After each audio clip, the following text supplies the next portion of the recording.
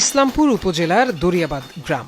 এই গ্রামের কাঁসারি পাড়ায় এখনও টিকে আছে কাঁসা শিল্প। অনিল কর্মকারের বংশ পরম্পরার পেশা ছিল এই শিল্প। কারখানায় ভোরের রোদ ফোটার সাথে শুরু হয় শ্রমিকদের দিনভর পরিশ্রম।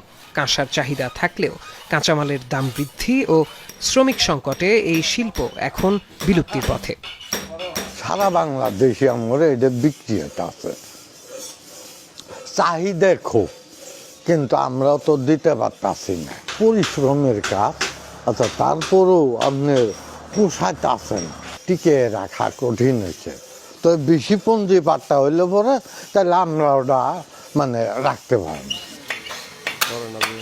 দেশে সর্বপ্রথম ঢাকার ধামরাই থেকে এই শিল্প ছড়িয়ে পড়ে বিভিন্ন প্রান্তে। কাঁসা শিল্পীরা তাদের পেশাগত জীবন পারিবারিকভাবে গড়ে তোলায় একই পাড়া মহল্লায় বসবাস করতেন। তাই তাদের বসবাসকারী এলাকা কাঁসারি পাড়া নামে পরিচিতি লাভ করে। দরিয়াবাদ গ্রাম তারই এক নিদর্শন। দিন দিন লেবারের বিলুপ্তির জন্য, আর লেবারকে আমরা ভালো টাকায় দিই, তাও ওদের পোষায় না, কিন্তু আমাদেরও পোষায় না। সরকার যদি আমাদেরকে ঋণ দেয় সুদবিহীন, তাহলে সম্ভব।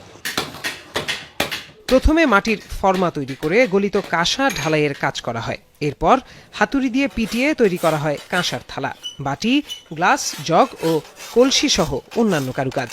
প্রতিটি থালা বাজারে বিক্রি হয় কেজি প্রতি ৩,০০০ থেকে ৩,৫০০ টাকায়। কঠোর পরিশ্রমের পরও সীমিত আয় হওয়ায় পেশা ছাড়ছেন অনেকেই। এই মজুরি দিয়ে আর এই বেতন দিয়ে আমাদের কিচ্ছু হয় না।